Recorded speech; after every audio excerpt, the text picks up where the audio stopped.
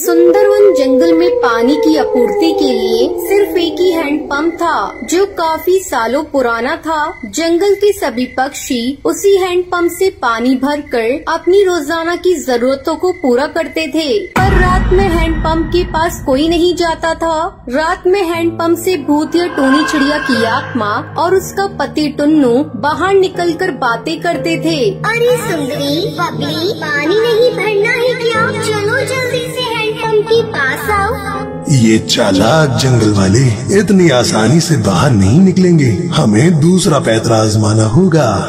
बबली, ओ बबली, अरे पानी नहीं भरना क्या? भूतिया टूनी चिड़िया की आवाज जब बबली को सुनाई देती है, लगता है सुंदरी आवाज लगा रही है। जल्दी से उठकर मुझे पानी भरना होगा, वरना हैंडपंप पर लंबी चौड़ी लाइन लग जाएगी। बबली बिना समय देखे बाल्टी उठाकर हैंडपंप के पास आकर कहती है, लगता है सुबह होने में समय है। खैर अब आ ही गई हूँ तो हैंडपंप से पानी भर लेती हूँ। बबली जैसे ही हैंडपंप को चलाती है, उसमें से पानी की जगह खून निकलने लगता है। तभी भूतिया टूनी चिड़िया और उसका पति बंटी कबूतर हैंडपंप से बाहर निकलते हैं। हमें इस बबली को सबक सिखाना होगा। इसके खून से हम हैंडपंप को धोएंगे।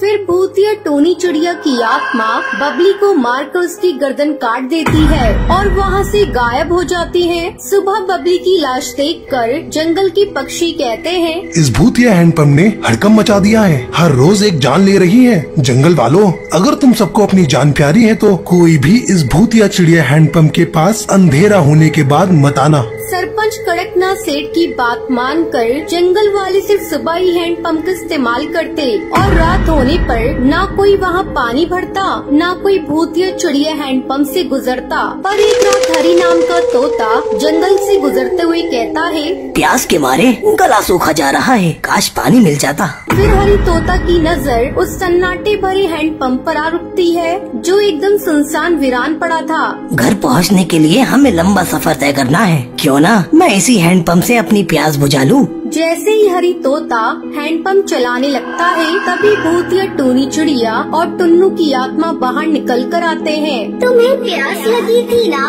मैं तुम्हारे लिए हैंडपंप चला देती हूँ। इस हैंडपंप का पानी एकदम ठंडा और मीठा है, पियो ना पियो। खून, भूत, भागो यहाँ से। तभी भूतिया टूनी चिड़िया की आत्मा हरी तोता की गर्दन काट कर भूतिया हैंडपंप के पास फेंक देती है और हैंडपंप के अंदर घुस जाती है। अगली सुबह फिर से एक लाश देखकर सभी पक्षी डर जाते हैं। सरपंच जी, ये तो कोई राहगीर लगता है। ये राहगीर अपनी प्यास बुझाने के लिए रात इस भूतिया हैंडपंप के पास आया था और भूतिया हैंडपंप ने इसकी खून से ही अपनी प्यास बुझा ली। हमारे पास इस भूतिया हैंडपंप का कोई हल नहीं। सबकी भलाई इसी में है कि हम सभी बस अपनी जान की परवाह करें। कुछ समय बाद जंगल में एक नवविवाहित जोड़ा टुनटुनी और बंटी कबूतर रहने आते हैं और सरपंच उनसे कहता है, इस जंगल का एक नियम है, अंधेरा होने के बाद कोई भी उस हैंडपंप के पास नहीं जाता। इसलिए तुम दोनों भी ये गलती मत करना, क्योंकि ये मशवरा नहीं बल्कि चेतावनी है। सरपंच की बात सुनकर टुनटुनी कहती है, बंटी, ऐसा भी क्या उस हैंडपंप में जो सरपंच जी बोलते समय भी इतना कपकपा रहे थे? आधी रात में भूतिया चिड़िया हैंडपंप जोर जोर से आवाज निकालते हुए चलने लगता है और बंटी कहता है, इतनी रात जोर जोर से हैंडपंप चलाकर कौन पानी भर रहा है? बंटी जैसे ही हैंडपंप के पास आता है, भूतिया टूनी चिड़िया और टुन्नू की आत्मा हैंडपंप से बाहर आकर निकलकर कहती है, तो तुम अपनी मौत की आवाज सुनकर आ ही गए। ये भूतिया चिड़िया का हैंडपंप है जिस पर हमारा कब्जा है। टुनटुनी, बचाओ मुझे, बचाओ। बंटी की आवाज सुनकर टुनटुनी जागकर कहती है, ये तो बंटी की आवाज है। टुनटुनी दौड़कर जैसे ही हैंडपंप के पास आती है, तो भूतिया टूनी चिड़िया की आत्मा उसके पति को जकड़कर खड़ी होती है। रुक जाओ, मेरे पति को मत मारो। हमने तुम्हारा क्या बिगाड़ा है? हमने भी तो किसी का कुछ नहीं बिगाड़ा था, फिर भी हम मारे गए। अब ये भी मरेगा और तुम भी। अगर तुम मेरे पति की जान बख्शती हो तो मैं तुम दोनों की मदद करूंगी। मैं और मेरा पति इसी जंगल में रहते थे। हम इसी हैंडपंप का मीठा पानी डिब्बे में भरकर जंगलों में बेचा करते थे। टूनी, हमारे हैंडपंप के मीठे पानी के कारण अच्छी कमाई हो रही है, तो क्यों ना हम इस हैंडपंप के पानी को बिस्लरी बोतल में भरकर स्टेशन के यात्रियों और ट्रेनों में बेचें। हम दोनों ने वोट बोतलों में पानी भरकर बेचना शुरू किया। कुछ ही दिनों में हम लोग काफी अमीर हो गए, जिसे देखकर जंगल वाले और कड़कनाथ हमसे चलकर कहने लगे, ये हैंडपंप जंगल की जरूरत के लिए लगा हुआ है, तुम्हारी कमाई के जरिए के लिए नहीं। पूरे जंगल के पानी तो तुम दोनों पति पत्नी भर लेते हो। पर कड़कनाथ सेठ, इससे धरती का पानी घट तो नहीं जाता।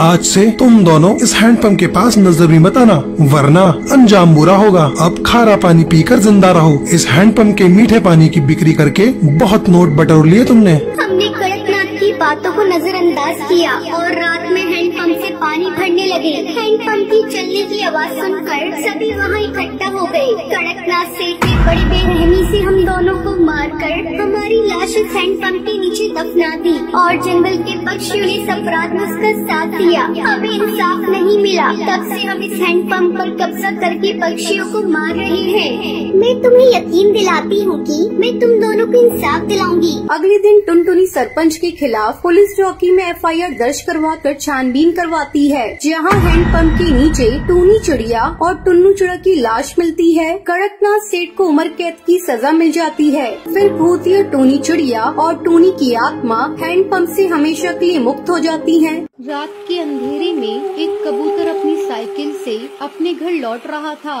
वो एक पेड़ के पास से गुजरा तो उसे लगा जैसे कोई इसका पीछा कर रहा है। वो मुड़ा तो पीछे कोई नहीं था। वो साइकिल चलाता रहा और तभी उसे किसी की हंसने की आवाज सुनाई दी। कौन है? कौन है यहाँ? उसने फिर से पीछे देखा तो वहाँ कोई नहीं था, पर उसकी साइकिल पर 2 कठपुतलियाँ थी। ये कहाँ से आ गई? उसने उन चिड़िया की कठपुतलियों को उठाया और फेंका, पर कठपुतलियाँ जमीन पर गिरने की बजाय उड़ने लगी। वो कबूतर भागने लगा। तभी वो दोनों चिड़िया की कठपुतली उसका पीछा करने लगी। कहाँ तक भागोगे? हम तुझे नहीं छोड़ेंगे। कठपुतलियों ने उस कबूतर को घेर लिया। वो भागने की कोशिश करता रहा, लेकिन अंत में उसे दिल का दौरा पड़ा और वो वहीं मर गया। कठपुतलियाँ वापस अपने पेड़ पर चली गयी और वहीं पेड़ की टहनी से लटकी रही। अब ये कठपुतलियाँ जंगल के सब पक्षियों को परेशान करते थे। एक दिन जंगल के पक्षी साधु बाबा के पास पहुँचे। अब आप ही हमारी मदद कर सकते हैं महाराज। उन भूतिया चिड़िया कठपुतलियों ने तांडव शुरू कर दिया है। वो किसी को नहीं छोड़ रही, सबको मार देंगी। पता नहीं उन कठपुतलियों को लोगों का शिकार करके क्या मिलता है। मैं आऊँगा, जरूर आऊँगा, आज रात ही आऊँगा। ये सुनकर जंगल वाले पक्षी बहुत खुश थे। उस रात साधु महाराज अकेले उस रास्ते पे चल पड़े और उनके कदमों की आहट सुनकर भूतिया कठपुतलियाँ जाग गयीं और उसका पीछा करने लगी। कौन हो तुम लोग? लगता है तुम लोग ऐसे नहीं बताओगे। साधु महाराज मंत्र पढ़ने लगे। रुक जाओ, बंद करिए ये सब। तो मेरे सवालों का जवाब दो, कौन हो तुम? मैं टूनी हूँ और ये मेरी पति टुन्नू। हम दोनों राजस्थान के पास वाले जंगल के रहने वाले थे। हम दोनों कठपुतलियों को खेल दिखाया करते थे। हमारी कला देखने के लिए दूर दूर से पक्षी आया करते थे। एक दिन इस जंगल की महारानी हरी तोती हमारे जंगल आई। टूनी जी, आप हमारे जंगल में अपना कठपुतली का कार्यक्रम दिखाएं, उसके बदले हम आपको बहुत बड़ा इनाम देंगे। ये सुनकर हम दोनों बहुत खुश थे और 4 दिन बाद हम सुंदरवन जंगल के लिए निकल पड़े। फिर हमने सुंदरवन जंगल में कठपुतलियों का खेल दिखाया। यहाँ की पक्षियों को हमारा खेल बहुत पसंद आया और उस रात हम लोग अपने घर लौट रहे थे। अचानक कुछ लुटेरों ने हमारी गाड़ी रोकी। निकालो जितना भी माल पानी है, अपनी जान प्यारी है तो सब कुछ दे दो। हमने अपने सारे पैसे और गहने उन गुंडों को दे दिए, पर मैंने अपना मंगलसूत्र छुपा लिया। लुटेरों ने हमें गाड़ी से बाहर निकाला। कठपुतलियाँ वहीं जमीन पर गिर गयी और लुटेरे हमें मारने लगे। इसी बीच ड्राइवर अपनी जान बचाने के लिए गाड़ी लेकर भाग गया। तुम मंगलसूत्र देती है या नहीं? नहीं दूंगी। लुटेरे ने मंगलसूत्र छीना और मुझे और मेरे पति टुन्नू को मार दिया और वहाँ से भाग गए।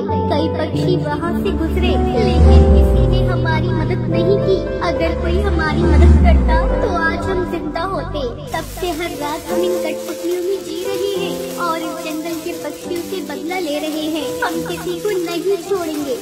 इन सब ने तुम्हारा क्या बिगाड़ा है? क्या इन्होंने तुम्हें लूटा? नहीं ना, तो तुम इन पक्षियों को मत मारो। उनके परिवार का क्या होगा? तुमने कभी सोचा है? अगर उनके परिवार है तो क्या हमारे नहीं थे? हमारा भी एक हंसता खेलता परिवार था, हमारी माँ थी, भाई था, उनकी क्या गलती थी? साधु उन दोनों को कैद करने की कोशिश करने लगता है और मंत्र पढ़ने लगता है, पर ये सब टूनी चिड़िया की आत्मा और उसके पति टुन्नू को मंजूर नहीं था। वो दोनों एक रस्सी से गला घोट कर साधु बाबा को मार देते हैं। मने मुक्ति दिलवाने आया था, हमने तो इसे ही कर दिया। हम